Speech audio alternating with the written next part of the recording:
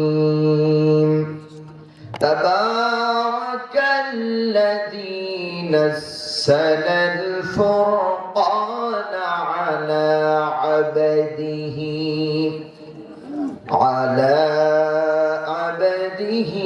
ليكون للعالمين نذيرا.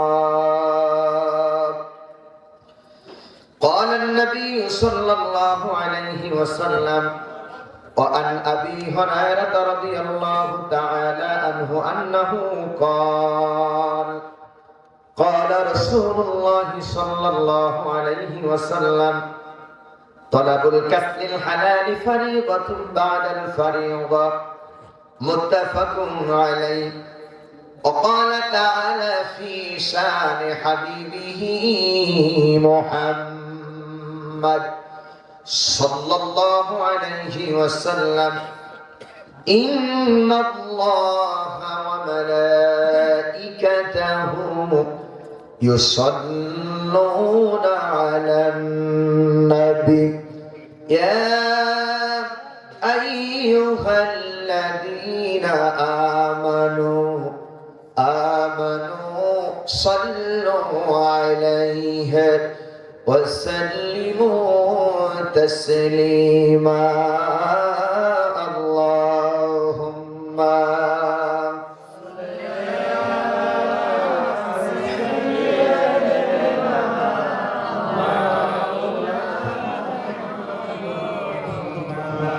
وعلى آل سيدنا সকলে মোহাব্বতে আল্লাহুম্মা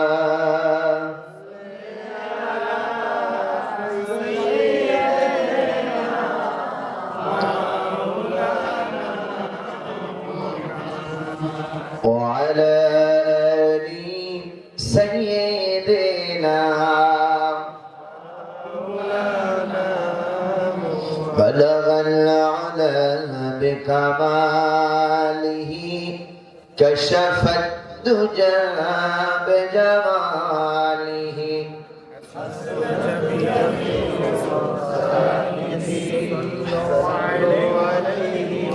আরবের দেশে মক্কার বুকে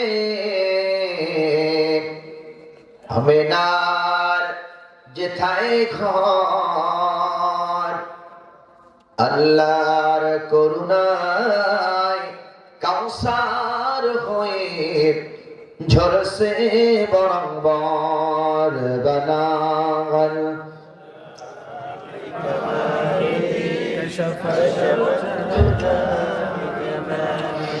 حسنت جميع خصاله صلوا عليه وعلى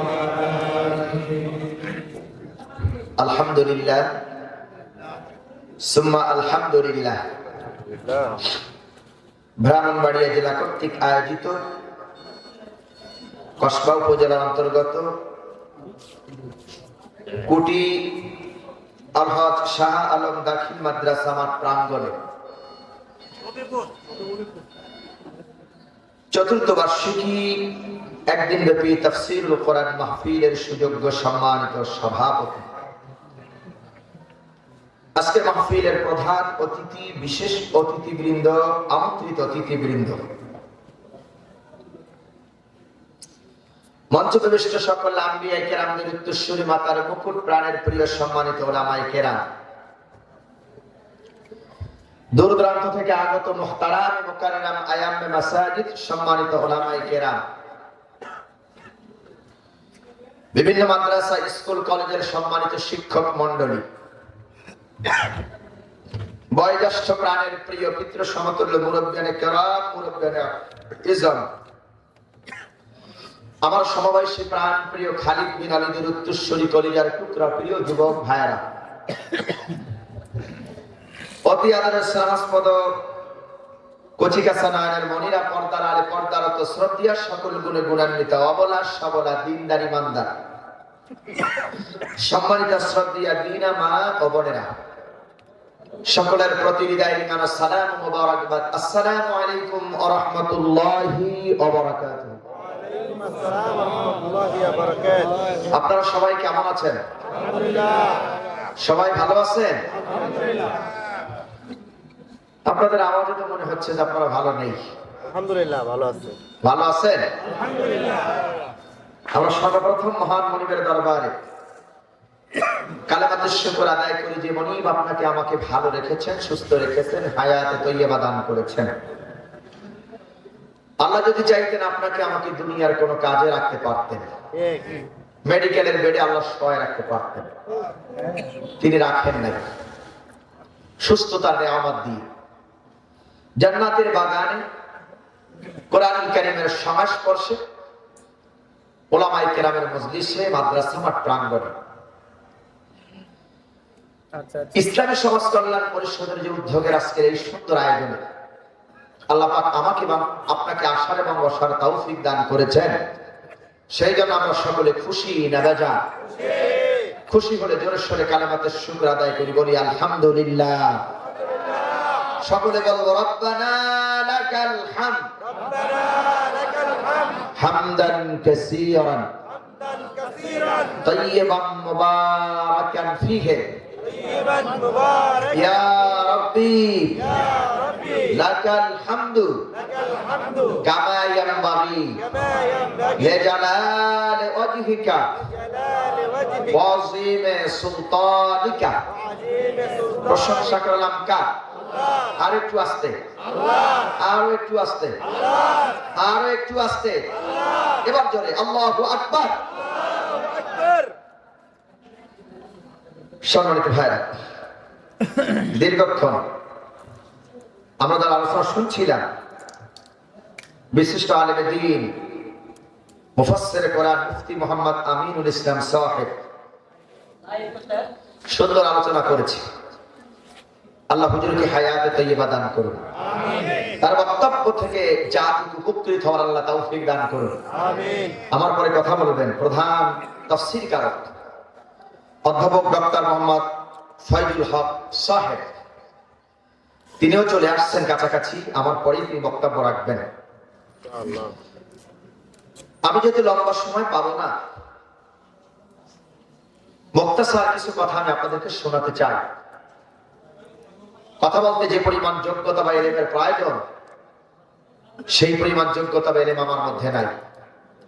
ওমা তাওফীকি ইল্লা বিল্লাহ আলাইহি তাওয়াক্কালতু ইলাইহি মুনীব। আমার রব, আমার মুনীব যদি আমাকে তৌফিক দেন, তাহলে বলতে পারবো, শোনাতে পারবো ইনশাআল্লাহ। আমি আমার তাফসীরের শুরুতে মোবারকবাদ জানাচ্ছি যে সমস্ত ভাইরা, বিশেষ করে মাওলানা আমির হোসেন সাইদি সাহেব, যিনি আমার খোঁজ খবর নিয়ে অনেক দূর থেকে পর্যন্ত নিয়ে এসেছেন। অত্র সমাজ কল্যাণ পরিষদের উদ্যোগে যারা আজকে চতুর্থ বার্ষিক তাফসীরুল কোরআন মাহফিল যারা আয়োজন করেছেন, যারা টাকা পয়সা, বুদ্ধি, মেধা, লাইট ফাইট, প্যান্ডেল, খাবার সহ সার্বিক যেভাবে সহযোগিতা করেছেন দেশে এবং প্রবাসে, আল্লাহ সকলকে উত্তম জাযা এবং খায়ের দান করুন। আমিন। উপস্থিতি, আমি আপনাদের মাঝে কোরআনুল কারীমের 25 নম্বর সূরা, সূরার নাম হলো সূরাতুল ফুরকান। এখান থেকে একটা আয়াত আমি তেলাওয়াত করেছি। নবীজির অসংখ্য হাদিস, বুখারী এবং মুসলিম থেকে একটি হাদিস আমি তেলাওয়াত করেছি। একটি আয়াত, একটি হাদিসের আলোকে যেন কিছু কথা শোনাতে পারি, আমার রব, আমার মুনীব যেন সেই তৌফিক আমাকে দান করেন। উপস্থিত আসুন, সর্বপ্রথম আমরা আমাদের তেলাওয়াতকৃত আয়াতের সরল অনুবাদ শুনি, তারপরে ব্যাখ্যার দিকে যাওয়ার চেষ্টা করব ইনশাআল্লাহ। আল্লাহ পাক বলেন, তাবারাকাল্লাযী নাযালাল ফুরকানা আলা আবদিহি লিয়াকুনা লিল আলামিনা নাযীরা। অতি বরকতপূর্ণ সেই মহান সত্তা, যিনি তার বান্দার কাছে ফুরকান অবতীর্ণ করেছেন, যাতে করে তিনি বিশ্ববাসীকে সতর্ক করে দিতে পারেন। এই হলো তেলাওয়াতকৃত আয়াতের সরল অনুবাদ। আসলে ব্যাখ্যার দিকে যাই। ব্যাখ্যা মানে তাফসীর, আর আপনারাও লিখেছেন তাফসীরুল কোরআন। একটু জবাব দিতে হবে আমার সাথে, তাফসীরুল কোরআন মাফি। এখন তাফসীর কি? আপনাদের জেলার নাম হলো ব্রাহ্মণবাড়িয়া, তাই না? ব্রাহ্মণবাড়িয়ায় সব চলে। ব্রাহ্মণবাড়িয়ায় কি চলে? সব চলে। ব্রাহ্মণবাড়িয়ায় যেমন হক্কানি আলেম আছে, আবার ব্রাহ্মণবাড়িয়ায় ভণ্ড আছে। আমি ব্রাহ্মণবাড়িতে খুব কম আসি, সারা বাংলাদেশে প্রত্যেক জেলাতে যাই। তবে বাস্তব কিছু প্রোগ্রাম আমি আখাউড় এবং কসবা, সরাই, কিছু কিছু জায়গায় গেছি, তবে বুঝে শুনি। কেন আপনাদের এলাকার ম্যাক্সিমাম মানুষ এসে বসেন বসেন বৈশাখান, এখানে ওয়াজ করা বড় আমাদের জন্য কষ্ট। আপনারা লেখছেন তাফসীরুল কোরআন। এখন তাফসীরটা কি?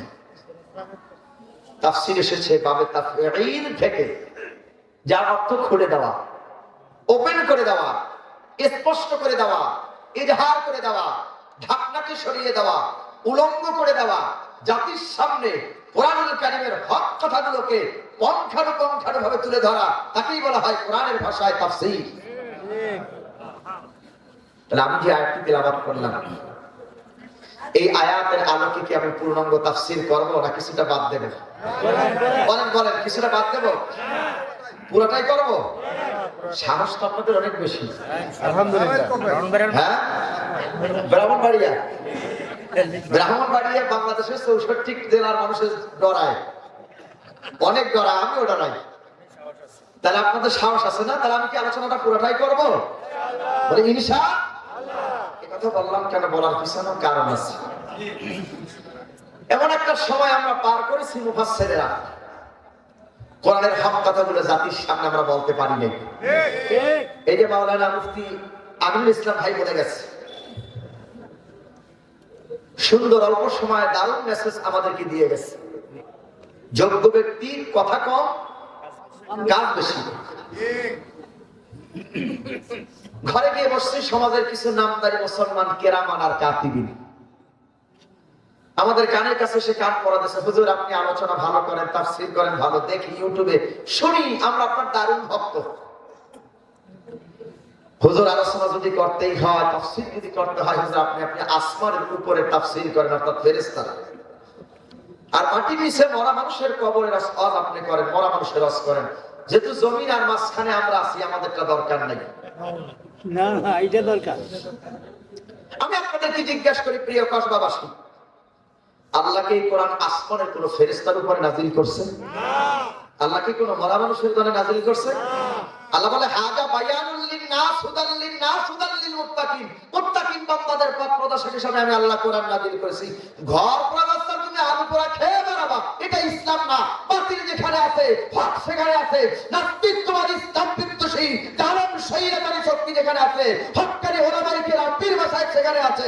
হক্কানি ওলামায়ে কিরাম পীর মাশায়েখের কথা যদি তোমাদের ভালো না লাগে, দেশ ছেড়ে তোমরা তোমাদের মায়েরদের মতো তোমরা তোমাদের দাদা বাবু দেশে চলে যাও। মুসলমানের দেশ, পীর আউলিয়াদের দেশ, ওলামায়ে কিরামের দেশকে তোমরা ছেড়ে দাও। সম্মানিত ভাই, তাহলে আমি কি আমার আজকের এই তেলাওয়াতকৃত আয়াতের আলোকে আলোচনা করব? ইনশাআল্লাহ। সূরার নাম ফুরকান। আল্লাহ নাযিল করছে মক্কায়। আল্লাহ সুবহানাহু ওয়া তাআলা চাইলে সূরাটা মদিনায় নাযিল করতে পারতেন, কিন্তু নাযিল করছে কোথায়? মক্কায়। নিশ্চয়ই সূরার গুরুত্ব অনেক অনেক অনেক বেশি। রাইসুল মুফাসসির হযরত আব্বাস রাদিয়াল্লাহু তাআলা এবং ইবনে মাসউদ রাদিয়াল্লাহু তাআলা আনহু বলেন, একেবারে ওহীর সূচনায় প্রথম দিকে আল্লাহ সূরা নাযিল করেছেন। কেন নাযিল করেছেন? যাতে করে বিশ্ববাসীকে নবী সতর্ক করে দিতে পারেন। কি দিয়া? ফুরকান দিয়ে মানুষের মাঝে যেন তিনি ইনসাফ প্রতিষ্ঠিত করতে পারে, সেই জন্য আল্লাহ এই সূরা নাযিল করেছেন। সূরার নাম ফুরকান। আল-ইতকান ফি উলুমিল কুরআন, মাবহাসু ফি উলুমিল কুরআন, মান্নাউল কাত্তার। ইতকান ফি উলুমিল কুরআন, আল্লামা জালালউদ্দিন সুয়ুতী রাহমাতুল্লাহি আলাইহি কোরআনের নাম করেছেন ৫৫০টার ভিতরে একটা হলো কোরআন, যা কোরআন থেকে এসেছে, যা বেশি পঠিত। কোরআন এত বেশি পঠিত, আকাশের নিচে জমিনের উপরে কোরআনের মতন এত বেশি তেলাওয়াত করা হয় নাই কোরআন যতটা বেশি তেলাওয়াত করা হয়েছে। কি ঠিক কিনা? রাতেও পড়ে, দিনেও পড়ে। তার নাম কি? কোরআন। কোরআনের আরেক নাম হলো ফুরকান। ফুরকান হচ্ছে আল ফারকু বাইনাল হক ওয়া বাইনাল বাতিল, সত্য এবং মিথ্যা, হালাল এবং হারাম, বৈধ এবং অবৈধের সীমারেখা নির্ধারণ করে, তাকে বলা হয় ফুরকান।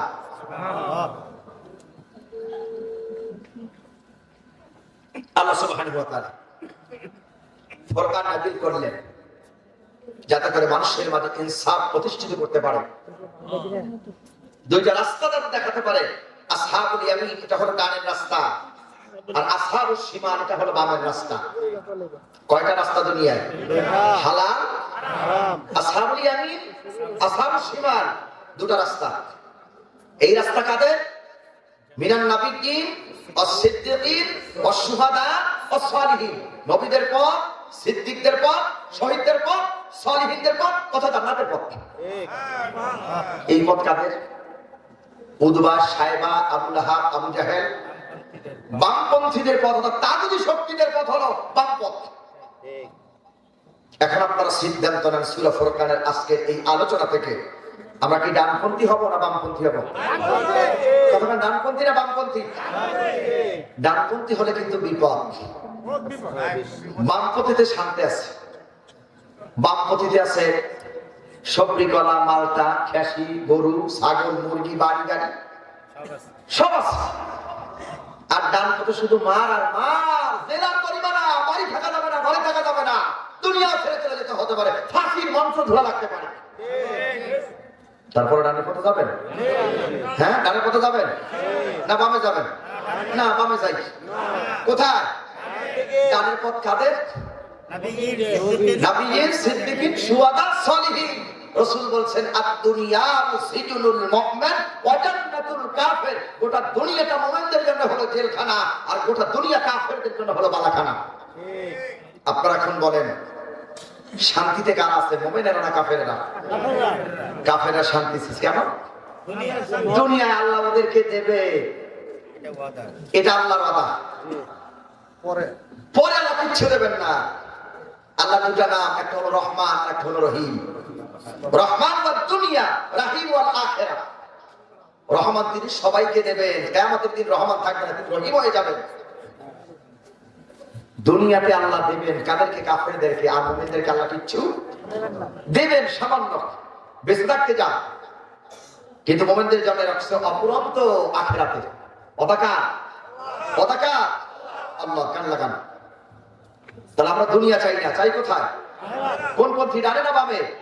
ডানে না বামে? আসেন আল্লাহ আয়াত নাযিল করলেন রাসূলের কাছে। রাসূল লিয়াকুনা লিল আলামিনা নাযীরা, বিশ্ববাসীকে ডাকেন তাগুত থেকে কোন পথে আসান? ডানের পথে আনেন। সম্মানিত ভাইয়ের আমার, প্রাণ প্রিয় কলবাবাসী, এই দুনিয়া দুনিয়া নয়, এই জীবন জীবন নয়, আর একটা জীবন আছে। এই জীবন নিয়ে যাবে সেই জীবনের কাছে। দুনিয়ার সুখ শান্তি হলো সামান্য, আর আখিরাতের সুখ শান্তি হলো স্থায়ী। দুনিয়ার সুখ শান্তি সব হলো অস্থায়ী, আখিরাতের সুখ শান্তি হলো স্থায়ী। আল্লাহ পাক মানুষের মাঝে মানদণ্ডকে স্থাপন করার জন্য আল্লাহ মিজান কায়েম করলেন। তবে মিজান আল্লাহ তাআলা স্থাপন করবেন। সূরা ফুরকান আল্লাহ পাক বলে তাবারাকাল্লাযী নাযালাল ফুরকানা আলা আবদিহি লিয়াকুনা লিল আলামিনা নাযীরা। হে নবী, লিয়াকুনা লিল আলামিনা নাযীরা, বিশ্ববাসীকে আপনি সতর্ক করে দেন। নবীজি বিশ্ববাসীকে আপনি সতর্ক করে দেন। নবী আপনি কি দিয়া সতর্ক করেন? নবী আপনি কি দিয়া সতর্ক করবেন? বাপ দাদার ধর্ম আর কাহিনী দিয়ে আপনি সতর্ক করতে পারবেন না। আপনি মানুষদেরকে সতর্ক করেন আসমানি দাঁড়িপাল্লা। সুবহানাল্লাহ বলেন। বাপ-দাদার কাহিনী, নানার কাহিনী, দাদার কাহিনী, পীরের কাহিনী, এগুলো দিয়ে নয়। লিয়াকুনা লিল আলামিনা নাযীরা, বিশ্ববাসীকে সতর্ক করবেন কি দিয়ে? আরেকটি আয়াত তেলাওয়াত করলে বুঝতে পারবেন। বাপ-দাদার কাহিনী দিয়ে নয়, দাদার কাহিনী, পীরের কাহিনী, এগুলো দিয়ে নয়। কি দিয়ে সতর্ক করবেন? আল্লাহ বলছেন, আল্লাহ রাব্বুল আলামিন বলেন, ইয়া আইয়ুহার রাসূল বাল্লিগ মা উনসিলা ইলাইকা মির রাব্বিক। ইয়া আইয়ুহার রাসূল, হে রাসূল, বাল্লাগা ইউবাল্লিগু তাবলিগান, হে নবী আপনি তাবলীগ করেন, তার মানে পৌঁছায় দেন। বিমা উনসিলা ইলাইকা মির রাব্বিক, রবের পক্ষ থেকে যে কিতাব তোমার কাছে দেওয়া হয়েছে, এই কিতাবের দাওয়াত তুমি জাতির সামনে পৌঁছায় দাও। আমার দেশে কত বক্তার আসে না, ওর আব্বাই কইছে, ওর দাদাই কইছে, ওর নানাই কইছে, ওর চাচাই কইছে। এইগুলো দলিল না, এগুলো দলিল না। দলিল হবে কোরআন, দলিল হবে কি? হাদিস। রাসূল বিদায় হজের ভাষণের সময় দুইটা কথা বলে গেছে, তোমাদের আমাদের দুটো জিনিস শিখে যাচ্ছি। কিতাবুল্লাহ, কার কিতাব? আর সুন্নতি, আমার সুন্নাত। আজকে আমরা কিতাব আর সুন্নাত থেকে দূরে, তাই আজকে গোটা বিশ্বে মুসলমান আমরা মার খাই, কি ঠিক কিনা?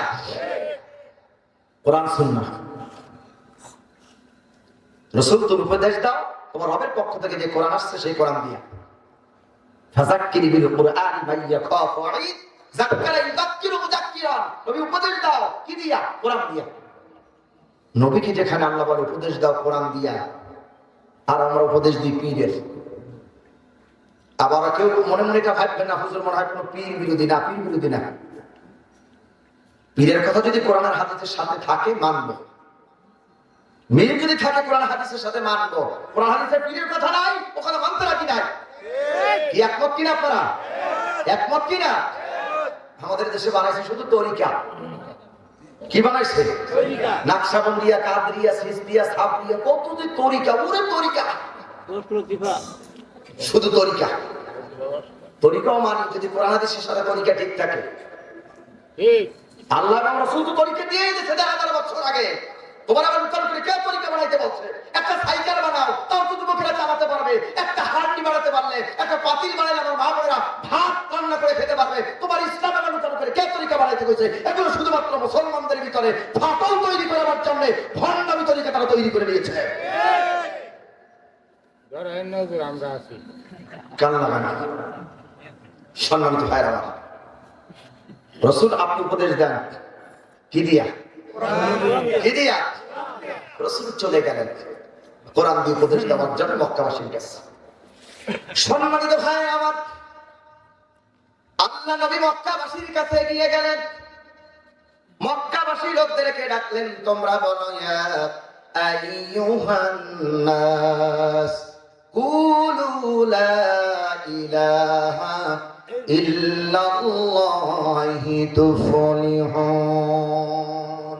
তোমরা বলো ইয়া আইয়ুহান নাস, হে মানুষেরা, কুলু লা ইলাহা ইল্লাল্লাহ, আল্লাহ ছাড়া কোনো ইলাহ নাই, মাবুদ নাই, উপাস্য নাই, আইনদাতা নাই, বিধানদাতা নাই। আলা লাহুল খালকু ওয়াল আমর, সৃষ্টি যার, হুকুম চলবে তার, আকাশ আর জমিন যার, আইন মেনে তার। 40 বছর পর্যন্ত আল্লাহ নবী এই কথা বলে নাই। যখনই আল্লাহ কোরআন দিয়েছে, রাসূল কোরআনের দাওয়াত দিয়েছে, হুজুর বলছে তোমরা বলো লা ইলাহা ইল্লাল্লাহ, এই কথা বললেই তুফলিহুন, তোমরা সফলকামী হয়ে যাবে। আপনার নবী 40 বছর এই কালেমার দাওয়াত দেয় নাই। আল্লাহ যখন কোরআন নাযিল করেছে তখনই কালেমার দাওয়াত দিয়েছেন। দাওয়াত দিতে দেরি মক্কার লোকদের আর খেপতে দেরি হয় নাই। 40 বছর দাওয়াত দেয় নাই, সবার কাছে প্রিয় মানুষ আলামিন। হুজুর বলছে লা ইলাহা, এতটুকু বলে নাই আয়াতের শেষ অংশে তুফলিহুন, তোমরা সফলকামী হয়ে যাবে। একবার বলো লা ইলাহা ইল্লাল্লাহ। শুধু লা ইলাহা ইল্লাল্লাহ, এটা আমরা অনেকেই জানি। কিন্তু যারা এখানে বসে আলোচনা শুনছেন, তাফসীর শুনছেন, এখন যদি আলেম ভাইদেরকে ছাড়া যদি আপনাদেরকে প্রশ্ন করি যে কালেমা বুঝেন কে কে, একটু হাত দেখান। আলেম ভাইরা ছাড়া যে কালেমা বুঝেন কে কে, একটু হাত দেখান। পড়তে তো সবাই পারছি লা ইলাহা ইল্লাল্লাহ। রাসূল বলছে লা ইলাহা ইল্লাল্লাহ, মান ক্বালা লা ইলাহা ইল্লাল্লাহ ফাদাখালাল জান্নাহ। বুখারী মুসলিমের হাদিস। রাসূল বলে যে ব্যক্তি একবার বলবে লা ইলাহা ইল্লাল্লাহ ফাদাখালাল জান্নাহ, ওই ব্যক্তি জান্নাতে প্রবেশ করবে। সুবহানাল্লাহ। তাও এত আস্তে একবার বলবে লা ইলাহা ইল্লাল্লাহ। এখন আলেমদেরকে জিজ্ঞাসা, রাসূল এখানে বলে নাই লা ইলাহা ইল্লাল্লাহ দাখালাল জান্নাহ, রাসূল এখানে বলছে ফাদাখালাল জান্নাহ। ফা মানে কি? অতঃপর হরফে যা। রাসূল যদি দাখালাল জান্নাহ বলতেন তা সবাই জান্নাতে চলে যেত। ফা মানে হলো অতঃপর। শুধু কালেমা পড়লেই ওটা হবে না, ওটা অন্তরে বিশ্বাস করতে হবে, কাজে পরিণত করতে হবে, এটার নাম হলো কালেমা। এখন আমরা এই কালেমার জিকির করতে করতে কেউ দেখি লাফ দিয়ে ছাদে ওঠে, কেউ লাফ দিয়ে দেখি বাসে ওঠে, কেউ লাফ দিয়ে জিকির করতে করতে পীরের স্টেজ থেকে পড়ে যায়। দেখছেন আপনারা? এটার নাম কালেমা? এটার নাম কালেমা? শুধু কালেমা জানলেই হবে না, কালেমার যে হক সেগুলো আদায় করতে হবে, তার নাম কালেমা। 2017 সালে যাচ্ছি বরিশাল, রাত 3টার সময় সাইলেন্ট শুরু হয়েছে, মানে ঝড়। সবাই শুরু কালেমার জিকির করতেছে লা ইলাহা ইল্লাল্লাহ লা ইলাহা ইল্লাল্লাহ। পাশে বসে আবার ইল্লাল্লাহ ইল্লাল্লাহ ইল্লাল্লাহ জিকির করছে। জিকির করুন, ভালো কথা। আল্লাহ বলছে ওয়াসাব্বিহুহু বুকুরাতাও ওয়া আসীলা, সকাল সন্ধ্যা জিকির করো। ফাযকুরুনি আযকুরুকুম ওয়াশকুরুলি ওয়া লা তাকফুরুন। কোরআনের একটা নাম হলো জিকির। ইন্না নাহনু নাযালনা যিকরা ওয়া ইন্না লাহু লাহাফিজুন। জিকির আমরা নাযিল করছি, জিকির ভালো। এখন জিকির সবাই করছে, পাশে বসে দেখতেছি একজন জিকির করছে, তার গলায় আছে মালা। বুঝতে পারছেন আপনারা? গলায় কি আছে? মুসলমান না হিন্দু? সেও জিকির করছে। আমি জিজ্ঞেস করলাম লস খাবার পরে যে বাবা সবাই জিকির করছে, ভালো কথা, মুসলমান কালেমার জিকির করছে লা ইলাহা ইল্লাল্লাহ, আপনি কোন কায়দায় জিকির করলেন? তোর কালেমা শুধু এইটা জানি না, আরো কালেমা জানি। কালেমা জানলেই হবে না, কালেমার হক কি? সামনের দিকে আসতেছে। কালেমার হক কি? আলালাহুল খালকু ওয়াল আম, সৃষ্টিজার হুকুম চলবে তার। লা ইলাহা ইল্লাল্লাহ আলালাহুল খালকু ওয়াল আম, সৃষ্টিজার হুকুম চলবে তার, আকাশ আর জমিন যার আইন চলবে তার। এটাই হচ্ছে কালেমার ব্যাখ্যা। মানুষের জন্য সবচেয়ে কল্যাণকার কার আইন? কার আইন? কার আইন? কার আইন? এটাই প্রমাণ হচ্ছে লা ইলাহা ইল্লাল্লাহ। আমাদের দেশ স্বাধীন হয়েছে কত বছর? কত বছর? 55 বছর। 55 বছর। এই দেশে কত আইন আমরা দেখছি, স্বামীর আইন, বাপের আইন, দাদার আইন, চাচার আইন, নানার আইন, খালুর আইন। দেখছেন কিনা? দেখছেন কিনা? ক্ষমতা যতদিন ছিল আইন ততদিন ছিল, ক্ষমতার শেষ আইন শেষ। আমরা তাই দেখেছি, যারা ক্ষমতার মস্তকে ছিল, যারা আইন তৈরি করেছে, তারা 5ই আগস্টের পরে দেখছি আমরা সিলেটের কারাও ঘাটে তারা ওই যে কলাপাতার বিছানায় ঘুমাইছে। কি দেখছেন কিনা? নাম কি? কি মানে? কালামানিক। কি মানে? কালামানিক। স্বামীর আইন আর বাপের আইন দিয়ে দেশটা না চালাইয়া যদি আল্লাহর আইন দিয়ে যদি দেশটা চালাইতা, তাহলে 5ই আগস্ট কোন জালেম স্বৈরাচারে এদেশ থেকে পালিয়ে যাওয়া লাগতো না। মানুষের জন্য কল্যাণকার কার আইন? কার আইন? আল্লাহর আইন। রাসূল বলছে তোমরা বলো লা ইলাহা ইল্লাল্লাহ। তার মানে তোমরা দেশ চালাইছো দুনিয়ার দাঁড়িপাল্লায়, আজ থেকে দুনিয়ার দাঁড়িপাল্লায় আর দেশ চলবে না, আসমানি দাঁড়িপাল্লায় দেশ চলবে। এখন অনেকে মনে মনে চিন্তা করতে পারে হুজুর দাঁড়িপাল্লার কথা বলছে, তার মানে জামাত ইসলামের ভোট চায়। এই চিন্তা আপনাদের মাথায় আসতে পারে। আমি দুনিয়ার দাঁড়িপাল্লার কথা বলি নাই, আমি বলছি আসমানি দাঁড়িপাল্লার কথা। দুনিয়ার দাঁড়িপাল্লায় মানুষকে ঠকানো যায়, কিন্তু আসমানি দাঁড়িপাল্লায় ঠকানো যায় না। তার দলিল দিচ্ছি। একজন কসাই বাজারে গরু বিক্রি, গোস্ত বিক্রি করে। কসাই বলেন আপনারা?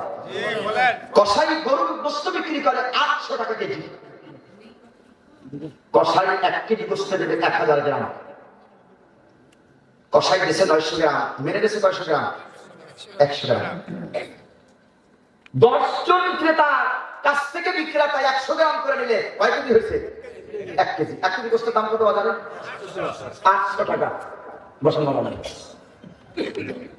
তাহলে এই 1 কেজি গোস্ত বিক্রি করছে 800 টাকা। এখন বলেন কসাইয়ের এই 800 টাকা কতটুকু হালাল আর কতটুকু হারাম? ওই যে হুজুর বলছে বান্দার হক, হক দুই প্রকার, হকুল্লাহ একটা আল্লাহর হক, আর হকুল আব্দ বান্দার হক।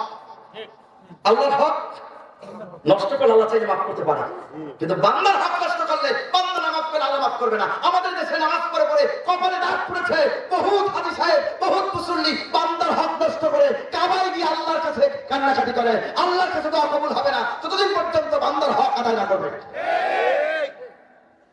আছে আছে আছে এখানে থাকতে, এখানে থাকতে পারে নামাজ পড়ে কোনো লাভ নাই, কান লাগান। এখন এরা কারা ওজনে কম দেয়, কারা আসমানি দাড়ি পাল্লা দেয়, দুনিয়ার দাড়ি পাল্লা কম দেয়? এরা কারা? ওয়াইলুল লিল মুতাফফিফিন আল্লাযীনা ইযা ক্তালু আলান নাসি ইস্তাওফুন। যখন দেয় কম দেয় আর সময় বেশি আনে। এই খাসলাত আমাদের আছে আছে আছে। এটাই সমাজের বাস্তবতা। এটা হলো দুনিয়ার দাড়ি পাল্লা। এটা দুনিয়ার দাড়ি পাল্লায় মানুষ নাও দেখলে, ক্রেতা নাও দেখলে, কিন্তু আসমানি দাড়ি পাল্লা যদি এই কথা চিন্তা করতো, দুনিয়ার মানুষ নাও দেখলে আমার আল্লাহ দেখবে, এই অন্তঃকরণের ভিতরে যখন এই কথাটা ফিট হয়ে যাবে, আল্লাহর ভয় যখন ফিট হয়ে যাবে, ওটা হবে তখন আসমানি দাড়ি পাল্লা, ওটা তখন দুনিয়ার দাড়ি পাল্লা না। ঢাকা সুপ্রিম কোর্ট গেছেন আপনারা? কারা কারা গেছেন ঢাকা সুপ্রিম কোর্টের সামনে দিয়ে? দেখে আপনার তো বাস মাশাআল্লাহ অনেকেই গেছে, হুজুররাও গেছে। ঢাকা সুপ্রিম কোর্টের সামনে দাঁড়িয়ে পাল্লা দেখছেন আপনারা? দেখছেন না?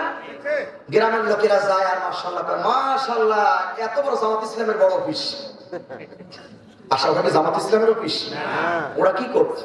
Supreme court. আচ্ছা আমার প্রশ্ন, আমার প্রশ্ন হলো ঢাকা সুপ্রিম কোর্টের সামনে দাঁড়িয়ে পাল্লা লাগাইছে কেন? হ্যাঁ একটু জোরে বলেন ভাই, বাংলা একটু জোরে বলেন। ইনসাফ ভিত্তিক বিচার ব্যবস্থা করবে বলেই ওখানে ঢাকা সুপ্রিম কোর্টের সামনে দাঁড়িয়ে পাল্লা লাগিয়েছে। কিন্তু আপনারা বলেন ওখানে কি ইনসাফ ভিত্তিক বিচার ব্যবস্থা হয়? যদি ইনসাফ ভিত্তিক বিচার ব্যবস্থা হইতো, এদেশের একজন নাগরিক ভোটার আইডি কার্ড পাবে 1 বছর 2 বছর লেগে যাবে, আর কিছু মানুষ 1 ঘন্টায় ভোটার আইডি পাবে। এটা বৈষম্যতার অন্য কিছু নয়। দুনিয়ার দাড়ি পাল্লা ভেঙে দাও, আর দাড়ি পাল্লা লাগিয়ে দাও। একজন রিস্কারা যখন ভোটার আইডি পাবে, একজন মন্ত্রী সেই টাইমে ভোটার আইডি পাবে। চলো ওটা দুনিয়ার দাড়ি পাল্লা, ওটা কি পাল্লা? দুনিয়ার দাড়ি পাল্লা ভেঙে দাও, দুনিয়ার দাড়ি পাল্লা ভেঙে দাও, দুনিয়ার দাড়ি পাল্লা ভেঙে দাও, সুপ্রিম কোর্টের সামনে দাড়ি পাল্লা ভেঙে দাও, আর দাড়ি পাল্লা লাগিয়ে দাও। তাহলে এই দেশের টাকা আর কেউ বিদেশে ব্যবহার করতে পারবে না। ঢাকা সুপ্রিম কোর্টের সামনে কি দাড়ি পাল্লা? কথা বলা কি কি কি পাল্লা? কি পাল্লা? দুনিয়ার দাড়ি পাল্লা লাগাতে হবে, আসমানি দাড়ি পাল্লা। সময় শেষে এখন সিদ্ধান্ত নিতে হবে, দুনিয়ার দাড়ি পাল্লা ভেঙে দেবো, আসমানি দাড়ি পাল্লা লাগাবো ইনশাআল্লাহ। আমার কথা কি আপনারা বোঝেন? তাফসীর তো আমাকে করতে নিয়ে এসেছেন, শুধু আজকের আলোচনা থেকে শুধুমাত্র মেসেজ বলছি হুজুর ধরেন না, আমরা আছি কান লাগান। দুনিয়ার দাড়ি পাল্লা ভেঙে দেবো, আসমানি দাড়ি পাল্লা লাগাবো ইনশাআল্লাহ। আল্লাহ রাসূল তাই বলছে, লা ইলাহা ইল্লাল্লাহ লাহুল খালকু ওয়াল আমর। সৃষ্টি যার, হুকুম চলবে তার, আকাশ আর জমিন যার, আইন চলবে তার। এই কথা বলতে দেরি মক্কার লোকদের মাথা খারাপ হইতে আর এখন কাদের মাথা খারাপ হইলো? রাতের ভোট যারা দিনে করে, দিনের ভোট যারা রাতে করে, সাদাবাজি, দখলবাজি, টেন্ডারবাজি। তার মাথা গরম না নরম? বুঝতেছেন কি আমার কথা? মাথা গরম না নরম? হ্যাঁ মাথা গরম। এখন গরম হওয়ার পর কি বলে শোনেন। এই যে সূরা ফুরকান 7 নম্বর আয়াত বাড়ি থেকে মিলাবেন। সম্মানিত ভাইয়ের আমার, 40 বছর আল্লাহ নবী মক্কাবাসীর কাছে একটা নামে পরিচিত, আল আমিন, বিশ্বাসী বলে ডাকল। ভালো মানুষ, শরীফ মানুষ, ভদ্র মানুষ বলে ডাকল। যখন আল্লাহ নবী কালেমার দাওয়াত দিয়েছে, এখন বলে ইয়া মুহাম্মদ আনতা মাজনুন, ইয়া মুহাম্মদ আনতা মাজনুন, ইয়া মুহাম্মদ আনতা মাজনুন। আল্লাহ পাক বলে মা সাহিবুকুম বিমাজনুন, তোমাদের সাথী মুহাম্মদ সাল্লাল্লাহু আলাইহি ওয়াসাল্লাম পাগল না। সূরা কালাম আল্লাহ পাক বলে মা আনতা বিনিমাতি রাব্বিকা বিমাজনুন। হে নবী, তুমি তোমার রব আল্লাহ তাআলার অনুগ্রহে পাগল নাও। ওয়া ইন্নাকা লাআলা খুলুকিন আযীম। হে নবী, নিশ্চয়ই তুমি কত পবিত্র চরিত্রের উপরে প্রতিষ্ঠিত রাসূল সকলের কাছে 40 বছর আলামিন। আর রাহিকুল মাকতুবের লেখক লেখে মক্কার লোকেরা বলতো আব্দুল্লাহ চলে গেছে, আমিনা দুনিয়া থেকে চলে গেছে, তাতে কি হয়েছে?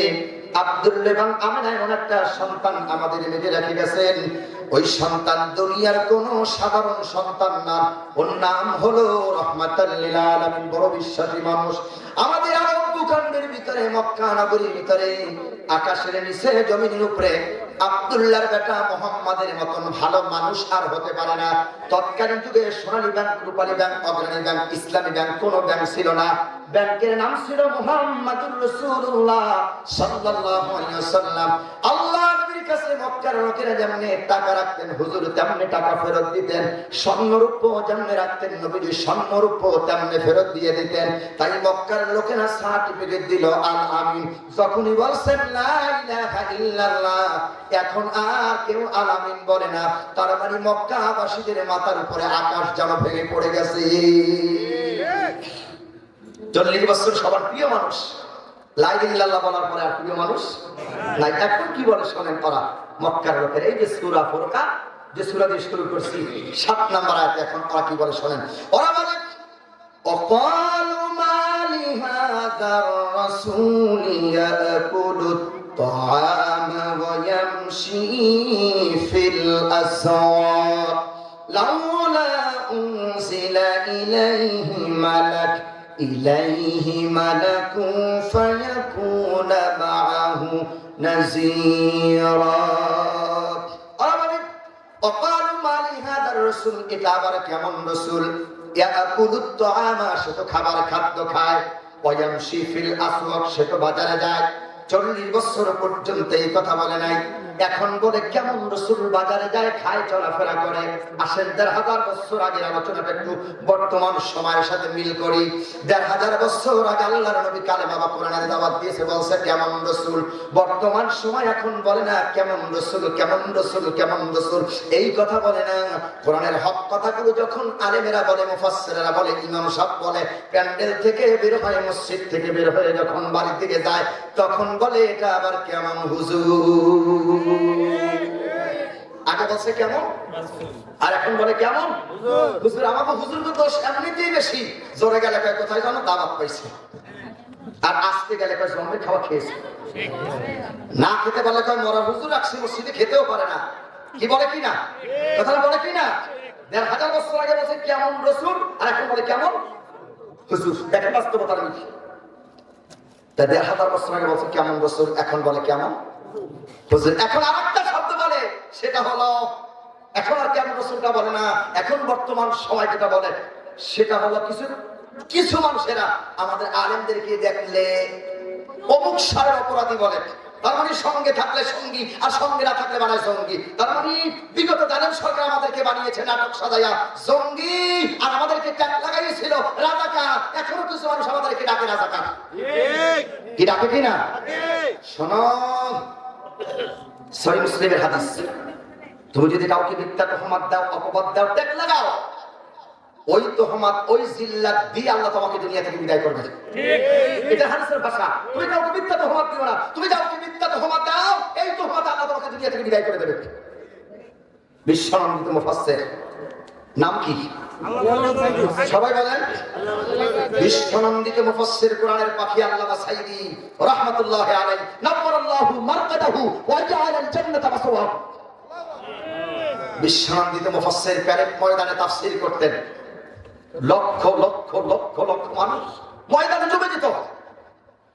অসংখ্য বেনামাজি নামাজিওয়ালা হয়েছে, অসংখ্য বেনামাজি নামাজি হয়েছে, অসংখ্য অমুসলিম কালেমা পড়ে যার হাতে মুসলমান হয়েছে। জালেমবাদী নাস্তিকবাদী সহ্য করতে পারে নাই, তাকে 13 বছর নির্মমভাবে নির্যাতন করে অবশেষে ইনজেকশন পুশ করে তাকে শহীদ করে দিয়েছে। কি ঠিক না কি? বিশ্বনন্দিত মুফাসসিরকে বানাইছিল রাজাকার। কি বানাইছে? কি বানাইছে? আপনারা বলেন আপনাদের বিবেকে, এখানে অনেক বিটা মানুষ বসে আছেন। আল্লামা সাইদির ছোটবেলায় আপনারা শুনছেন, আসলে কি সাইদি সাহেব রাজাকার ছিল? কথা রাজাকার ছিল?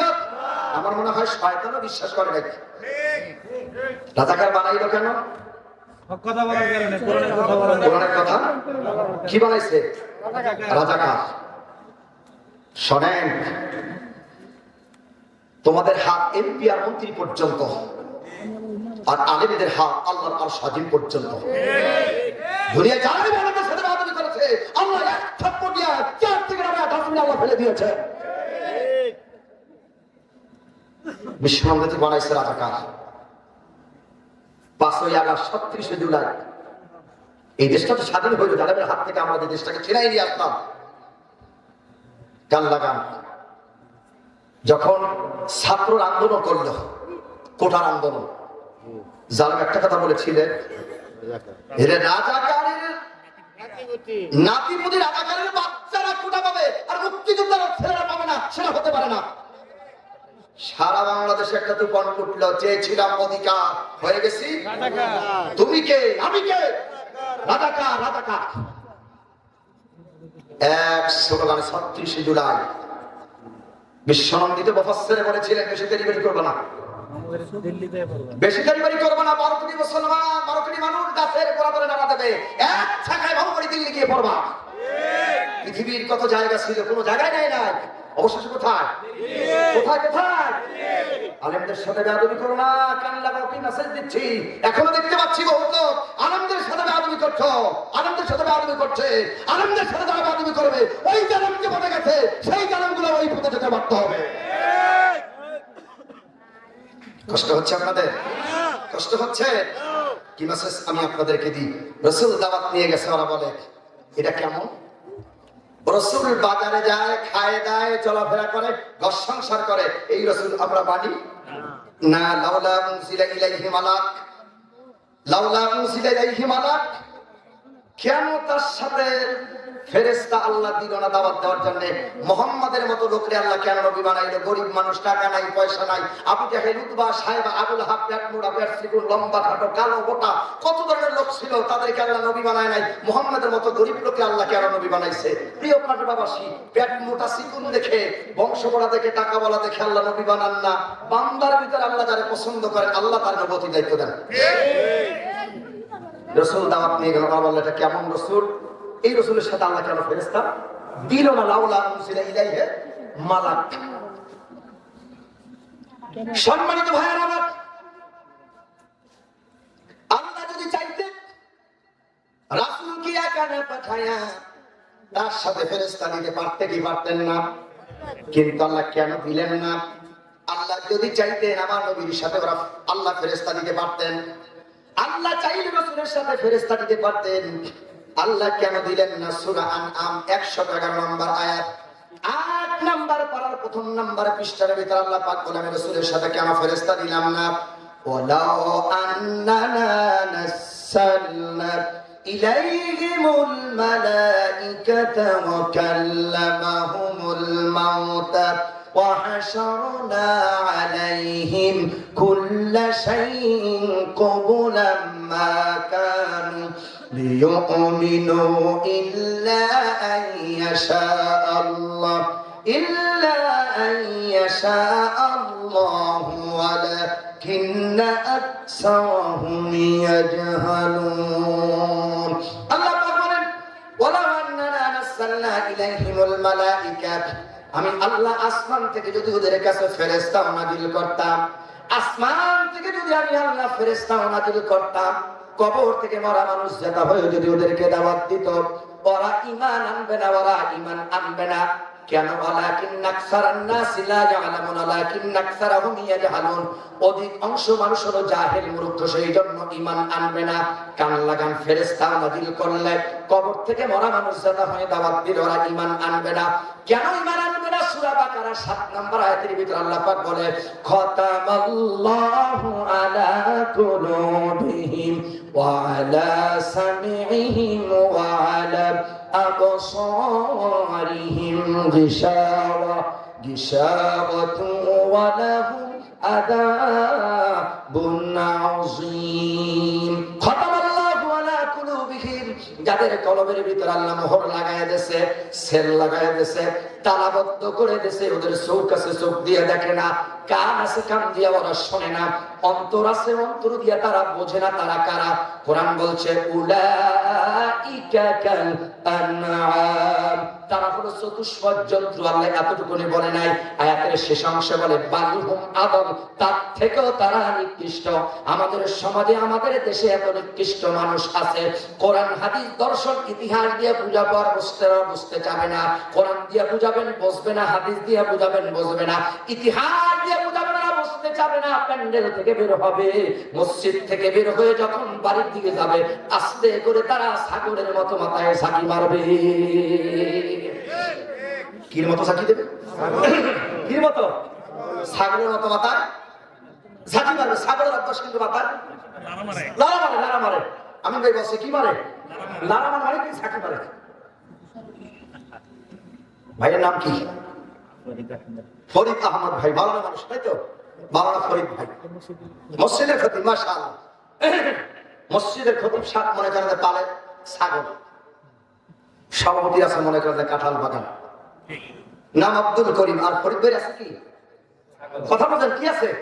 কি মেসেজ দি কান লাগান? ফরিদ সাহেব ছাগলরা বলে রে ছাগল, বুখারী মুসলিম তিরমিজি আবু দাউদ নাসাই ইবনে মাজাহ তাফসীর কাশফ বাইজানি কুরতুবী মরিল ফি দিলালিল কোরআন তাফসীরুল কোরআন সব কিতাব করে বলাইলাম, ছাগল আমার মসজিদের সভাপতি আব্দুল করিমের বাড়িতে যাস না, কাটার কথা খাইস না, দ্বন্দ্ব বাজাস না, তোর পায়ে ধরছি আল্লাহর রাস্তায় মাফ চাই। ইমামতি আমার চাইবে কাটার কথা খাই, সভাপতি কাছে কাটার কথা, ইমামতি যাইব। হুজুরে খালি ইমামতি নিয়ে চিন্তা আছে, তার মানে হুজুর ডরে আছে, জানা নাই কোনো গতি সে করে। এ কথা একেবারে তাহা মিথ্যা কথার কথা ভুল। যারা সে গতি সেই করে মসজিদের ইমামতি, ঠিক কি না? গতি না থাকলে ইমামতি করতে পারে? আল্লাহু আকবার, আলহামদুলিল্লাহি রাব্বিল আলামিন, মালিকি ইয়াউমিদ্দিন, গায়রিল মাগদুবি আলাইহিম লাহাবিন, আল্লাহুস সামাদ। মুসল্লিরা পিছন থেকে আল্লাহু আকবার, তার মানে হুজুর কি করছেন? তার মানে ব্রেক ফেল, তার গতি নেই, ইমামতিতে রাখবে তার ইসলামে। আমাদের দেশে ইমামদের কি আছে? গতি। তাই কথাটা ভুল, যারা সে গতি বলে সে করে, কিন্তু আমরা বলি কি যারা গতি সে করে ইমামতি, বলে যারা সে গতি সে করে মসজিদের ইমামতি। ফরিদ সাহেব বলছেন করিম সাহেবের বাড়ি যাস না, কাঁঠাল পাতা খাইস না, দ্বন্দ্ব বাজাস না। রশি থেকে যখনই দেখবেন ছাগল ছাড়বেন, কোন দিক তাকাবেন, আপনার দিক সোজা তাকাইয়া। তার মানে এতক্ষণ যা পড়াইছেন এগুলো আমার মনে নাই, আমার ওই করিম সাহেবের বাড়িতে যেতে হবে, আব্দুল করিমের কাঁঠাল বাগানে ঢুকতে হবে, কাঁঠাল পাতা খাইতে হবে, দ্বন্দ্ব বাজাইতে হবে, ছাগল মাথায় ছাকি দিলে যতই কিতাব পড়েন না কেন ওটা শুনবে। কোথা ধর দেবে? সভাপতির বাড়ি কাঁঠাল বাগানে। আমার বাড়ি খুলনা বাগেরহাট। 2019 সালে একটা ছাগল কিনছি, কোরবানি দেবো, ছাগলের রশি ধরে টেনে টেনে বাড়ির দিকে নিয়ে যাচ্ছি। মাছ পথে গিয়ে গেছে ছাগল, ব্রেক ব্রেক পর্যন্ত আপনারা আর যাবে না, ব্রেক পর্যন্ত আপনারা মানে খামি গেছে, খামি দিয়ে সোজা আবার ব্রেক দিয়ে আমার দিক তাকাই আছে।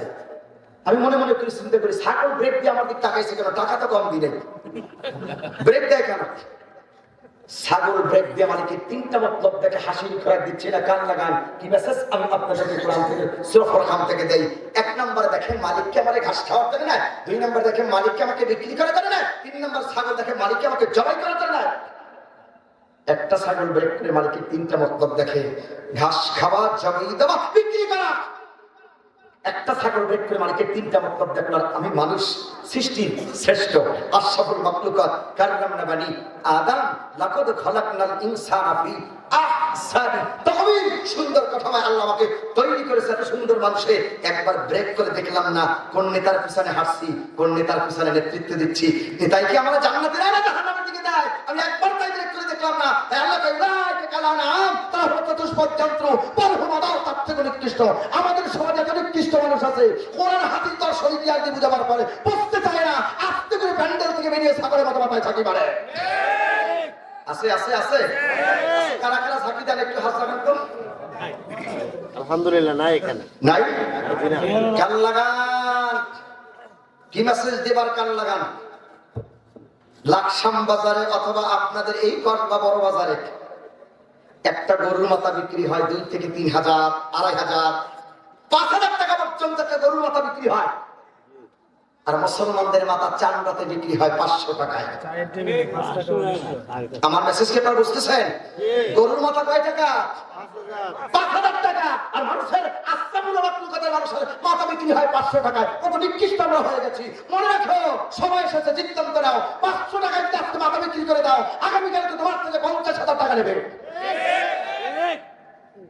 আমরা চাই না আমাদের মাথার বিক্রি বলে বিক্রি হবে না, বলি ইনশাআল্লাহ।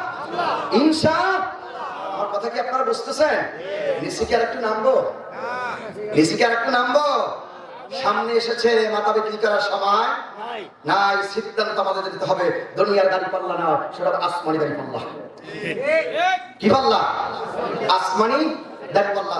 রাসূল কালেমার দাওয়াত নিয়ে গেল, 40 বছরে মাথা ঝাঁকি দেয় নাই। যখনই বলছে লা ইলাহা ইল্লাল্লাহ, এখন মাথায় আর ঝাঁকি মারছে। তার মানে বলে এটা কেমন রাসূল? বাজারে যায়, খায়, চলাফেরা করে, হাট বাজার করে, ঘর সংসার করে, এই রাসূল মানি না। তার মানে 40 বছর সবার কাছে আল আমিন। যখনই বলছে লা ইলাহা ইল্লাল্লাহ, এখন বলে পাগল, এখন বলে রাসূল বাজারে যায়, এই তো খায়, চলাফেরা করে।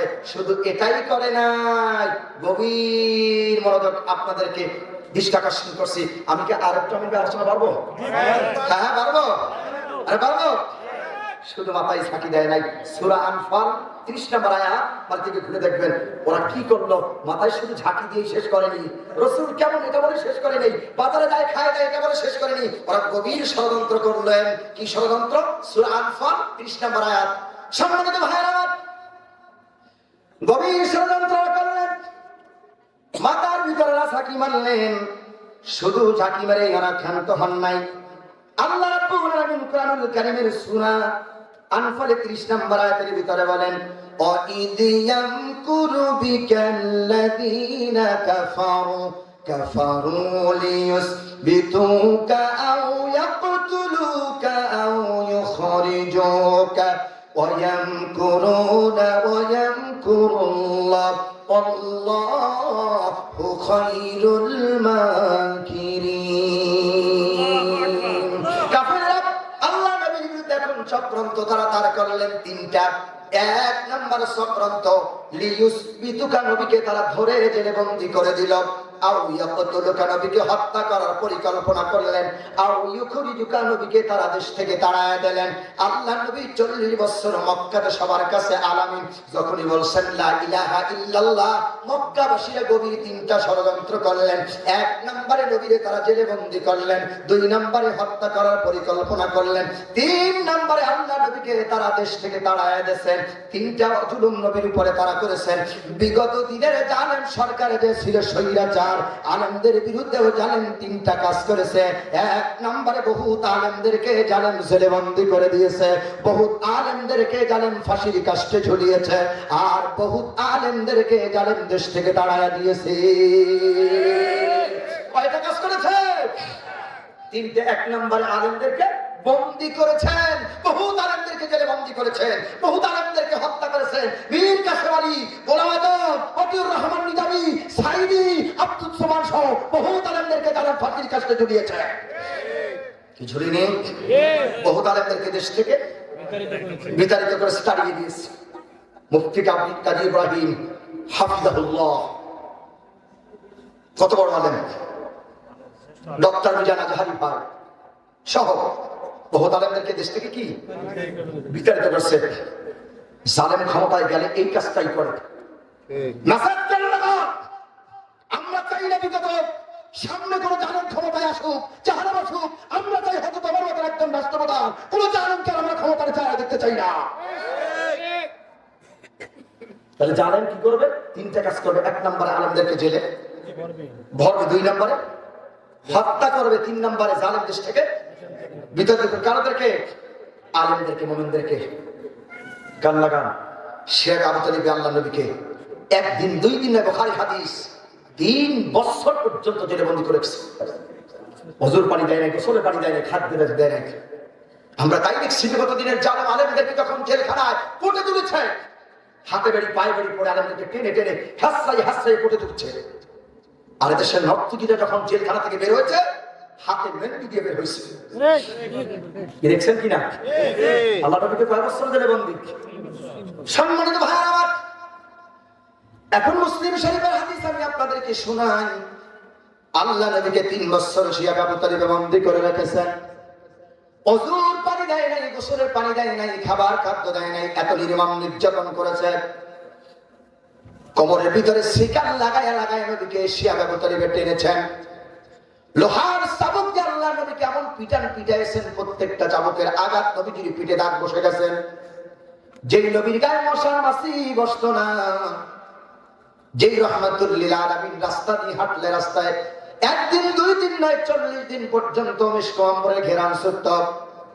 রাতের বেলায় আমার নবী হাঁটলে আমার প্রয়োজন হতো না, হুজুরের নূর মোবারকে পুরা রাস্তাটা আলোকিত হয়ে যেত।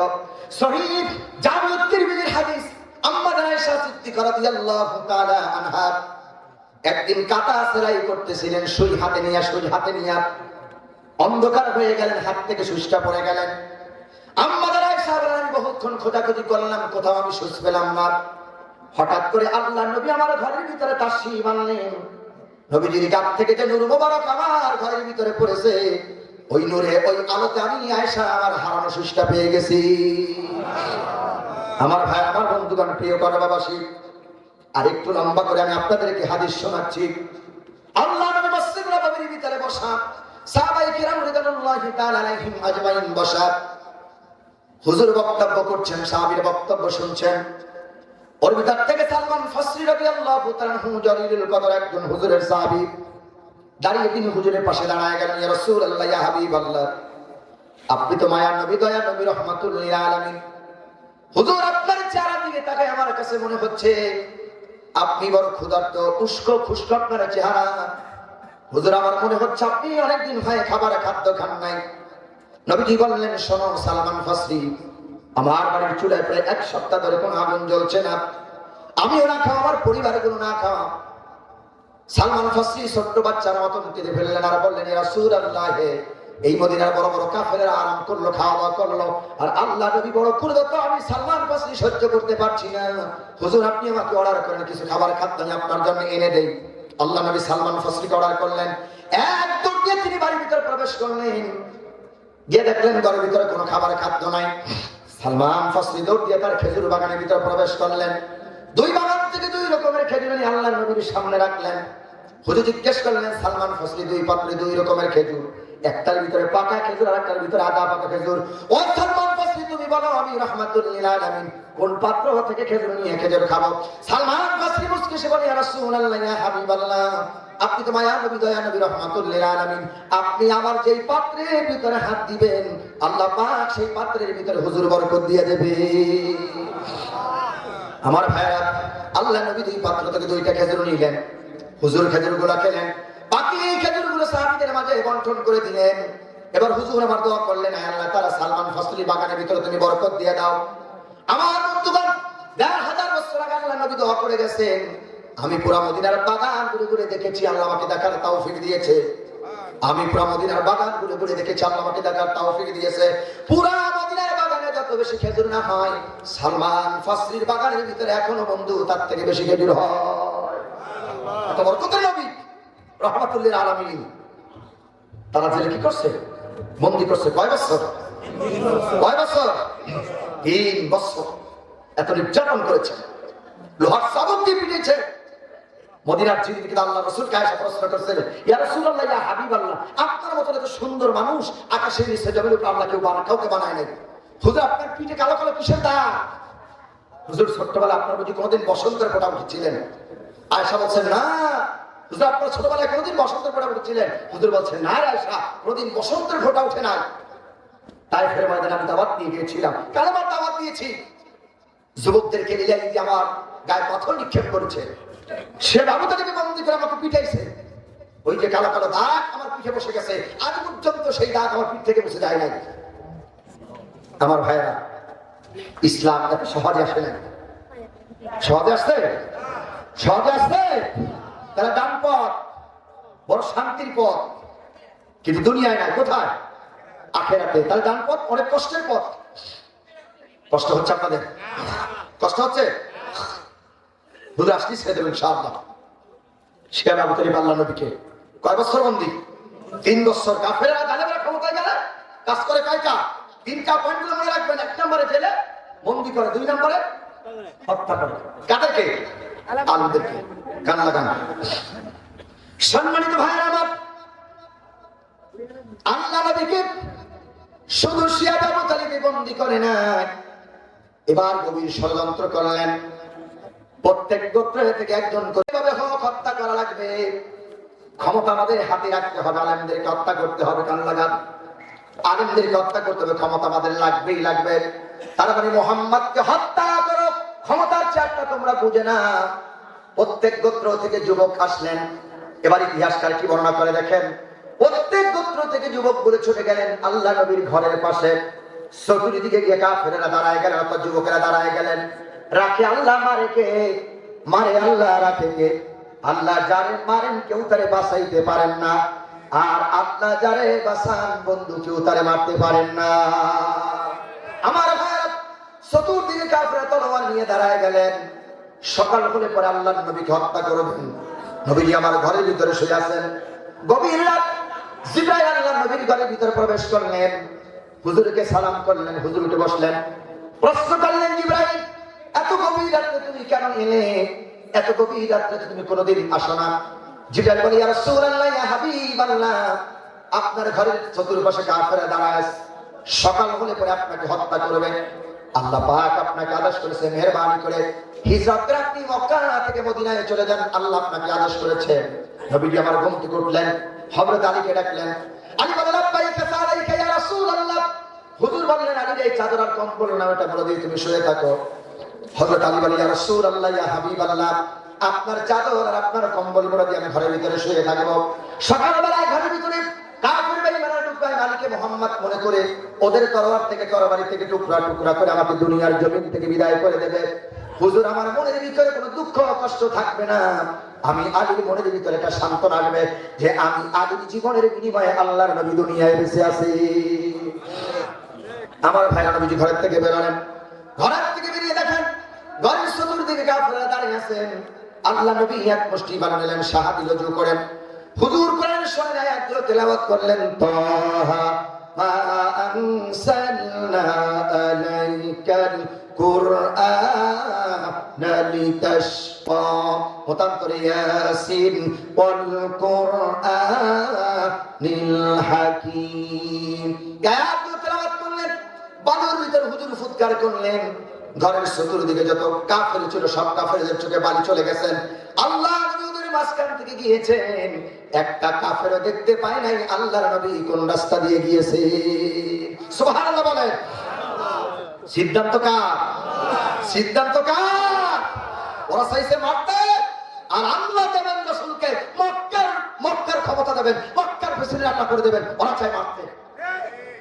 বেলুন তুমি বেশি ফুলো না, বেলুন তুমি বেশি ফুলো না। তোমাকে ফুটো করার জন্য কামান আর বল ব্যবহার করার দরকার নাই। ছোট্ট একটা হাতের সুই যথেষ্ট। হাতি তুমি যত বড় শক্তিশালী প্রাণী হও না কেন, সাজ করার জন্য কামান আর বন্দুক ব্যবহার করার দরকার নাই। গর্তের ছোট্ট একটা পিপিলিকে কাম দিয়ে ঢোকলে হাতির কাম সারা শেষ। ক্ষমতা চিরস্থায়ী নয়, ক্ষমতা চিরস্থায়ী নয়। গাড়ি চাক্কা সবসময় শুধু এইভাবেই ঘোরে না, মাঝে মাঝে উল্টো ঘরে। থাকতে পারে তোমাদের বাহিনী, নৌবাহিনী, সেনাবাহিনী, বিডিআররা থাকতে পারে। মনে রাখো, আবু সাইদ মুক্ত, শরীফ ওসমান হাজির ছেলেরা দাঁড়াইলে এদেশ 5 আগস্ট স্বাধীন হয়ে যায়। ক্ষমতা কার? ক্ষমতা কার? ওরা চাইছিল 42 সাল পর্যন্ত, কি কথা কার 42 সাল পর্যন্ত থাকবো। আল্লাহ থাকতে পারবি না। মোরগ পোলাও রান্না করছো, খাইতে পারবি না। খাবে দেশের জনগণ। খাসি বলো, বঙ্গ বলে, শীতল মাছ আর রুই মাছ, বড় মাছ খাইতে পারবে না। খাবে উত্তর সন্তানেরা, তুই খেতে পারবি না। হেলিকপ্টার রেডি হোক, তাড়াতাড়ি হোক, মামাবাড়ি দিল্লি যা। কথা কার? ইন্নাল্লাহা আলা কুল্লি শাইইন কাদির। আমাকারু ওয়া মাকারাল্লাহ আল্লাহু খায়রুল মাকিরিন। আলাইসাল্লাহু বিআহকামিল হাকিমিন। আল্লাহ ছেড়ে বিচারকের বিচারক। আল্লাহ ছাড় দেন তবে ছেড়ে দেন না। আল্লাহ কারে যেদিন ধরেন সাংবাদিকের জুতা আল্লাহ তার গলায় ঝুলিয়ে দেয়। ক্ষমতা কার? আমার কথা কি বুঝতেছেন? ক্ষমতা কার? আল্লাহ। ওরা চাইলেন হুজুরকে মারতে, আর আল্লাহ কয় কোথায় যান? কোথায় কয়? মদিনায় যান। হিজরত করেন মক্কা থেকে মদিনায়। মক্কা থেকে কোথায়? মদিনায়। আল্লাহর আদেশে চলে গেলেন। মক্কা থেকে কোথায়? মদিনায়। জালেম ক্ষমতায় গেলে তিনটে কাজ করে, কান লাগান। 1 নম্বরে জেলবন্দি করে, 2 নম্বরে হত্যা করে, 3 নম্বরে দেশ থেকে তাড়িয়ে দেয়। এখন তো জালেম মক্কায় আছে, ক্ষমতার মস্তকে আছে, রাসূল কিন্তু তাড়াবে, লিও খুরিজু করবে, কিন্তু দেশ থেকে বের করবে। রাসূল দুঃখ পায় না, চল কোথায় যান? মদিনায়। হুজুর গেলেন, কিন্তু যাওয়ার সময়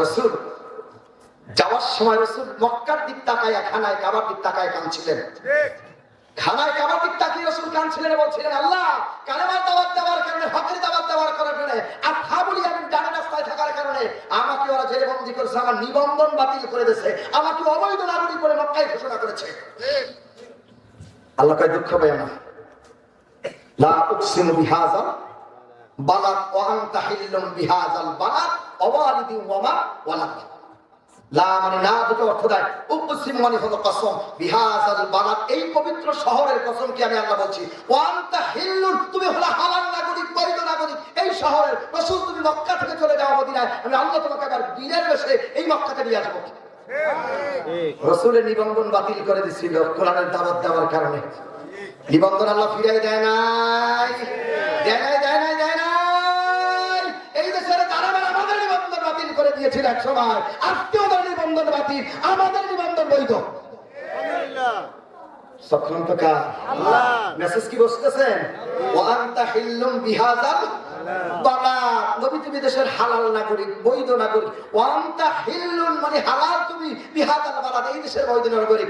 রাসূল তোমার নিবন্ধন বাতিল করছে যারা, আমি আল্লাহ ওসিলতের নিবন্ধন বাতিল করব, তোমার নিবন্ধন আল্লাহ ফিরাই দেব। সুবহানাল্লাহ বলতে পারলেন না? সিদ্ধান্ত কার? আল্লাহ। রায় কার? আল্লাহ। রাসূল চলে গেলেন মক্কা থেকে কোথায়? মদিনায়। রাসূল অনেক সাহাবী নিয়ে, কত ইখতিলাফ আছে এখানে উলামায়ে কেরামদের ভিতরে। কেউ কেউ বলেছেন 1400 জন, কেউ কেউ বলছেন 2100, কেউ কেউ বলছেন 3000, অনেক ইখতিলাফ আছে। তবে রাসূল 1400 জন সাহাবী নিয়ে আবার মদিনা থেকে কোথায়? মক্কায়। কুল জাআল হক ওয়া যাহাকাল বাতিল ইন্নাল বাতিলা কানা যাহুকা। সত্য যখন আসছে, মিথ্যা কি হয়ে গেছে? বিলুপ্ত হয়ে গেছে।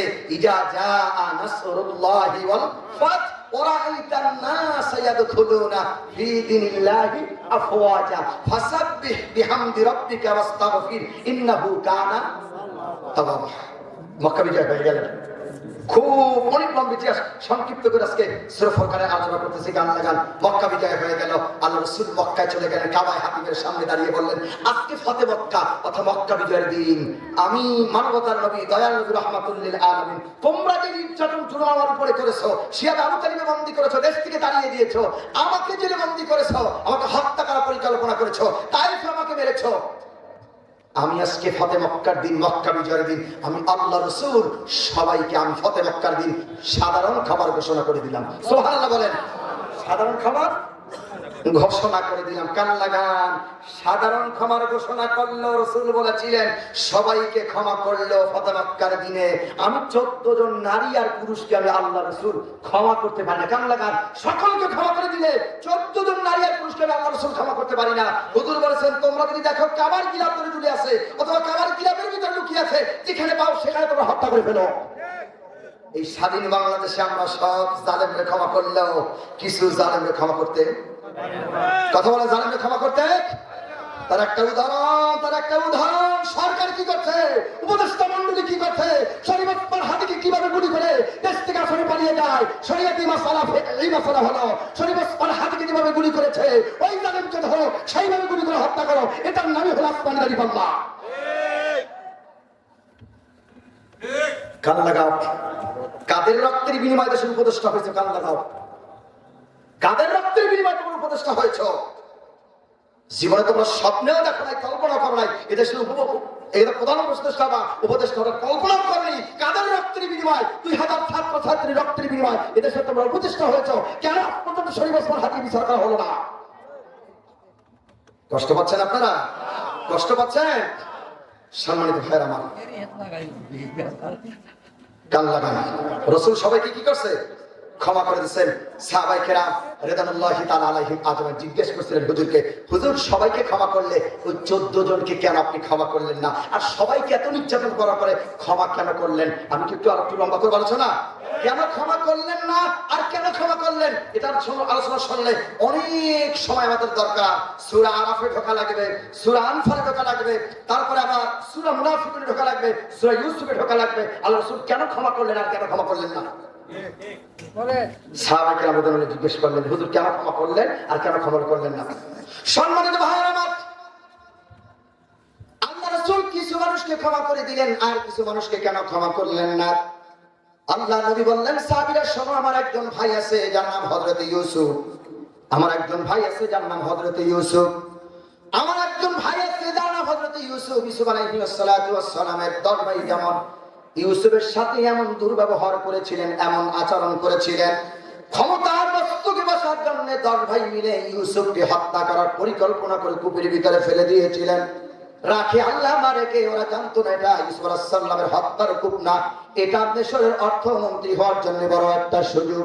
ওই কারণ থেকে মিশরে চলে গেলে হযরত ইউসুফ আলাইহিস সালাম জেল কাটার পর এক পর্যায়ে হযরত ইউসুফ আলাইহিস সালাম দেশের অর্থমন্ত্রী হয়ে গেল। কেনান দেশে দুর্ভিক্ষ লেগে গেল। এইবার ইউসুফ আলাইহিস সালামের যে সন্তানের ছেলে, যে ভাইয়েরা ইউসুফকে কূপের ভিতরে ফেলে দিয়েছিলেন, এই 10 ভাই চলে গেলেন ওই মিশরে খাবার খাদ্য আনার জন্য।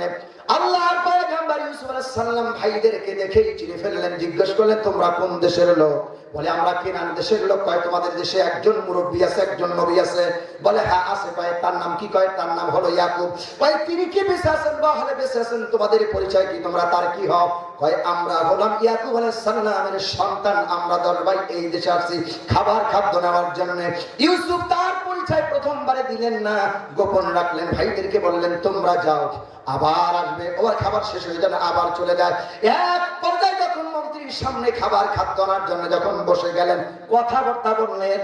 এবার 10 ভাই চিন্তা করলেন, কথাবার্তায় মনে হয় যেই ভাইকে আমরা ক্ষমতার মস্তকে বসার জন্য কূপের ভিতরে ফেলে দিয়েছিলাম, নবুয়তির চেয়ারে বসবো সেই জন্য কূপের ভিতরে ফেলে দিয়েছিলাম, কথাবার্তায় মনে হয় আমাদের ভাই, মনে হয় সেই ইউসুফ। তারা জিজ্ঞাসা করলেন, তোমার নাম কি? ইউসুফ। বলে, হ্যাঁ। বলা, আনা ইউসুফ। হ্যাঁ, আমি ইউসুফ, আমার নাম ইউসুফ।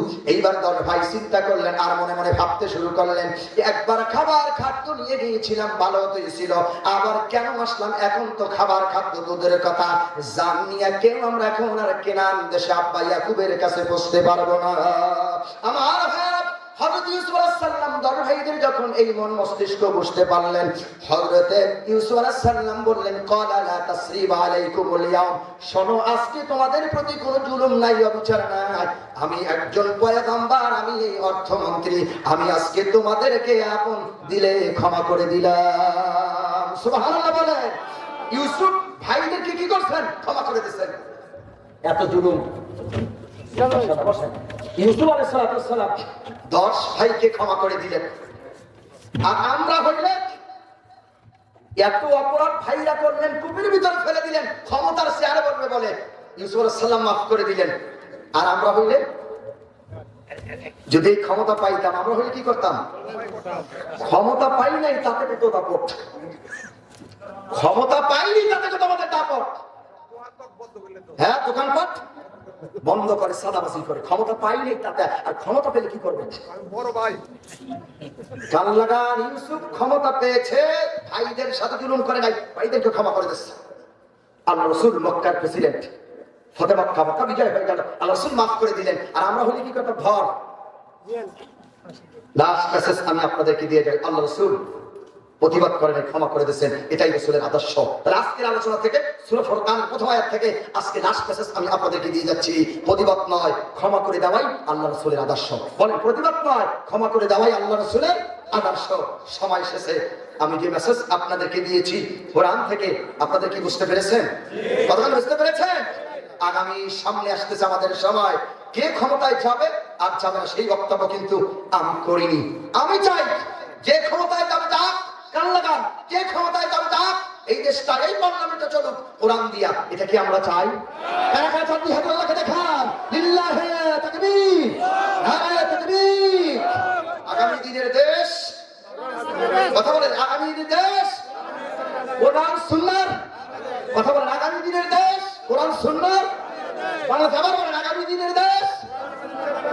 আল্লাহ তুমি কবুল করো। আর তো বলেন আমিন। আল্লাহর কাছে এটি আমরা তামান্না করি, হে আল্লাহ আমরা এখন বড় অভিভাবক হারা, আল্লাহ তুমি আমাদের একজন হযরত ওমরের মতন শ্রেষ্ঠ একজন অভিভাবক দিয়ে দাও। আর তো বলেন আমিন। আল্লাহ তোমাদেরকে কথাগুলো বোঝার, আমল করার তৌফিক আমাদের সকলকে দান করুক। সবাই বলেন আমিন। আর তো বলেন আমিন। আজকের প্রধান অতিথি ছাত্র চলে আসছে, আলহামদুলিল্লাহ।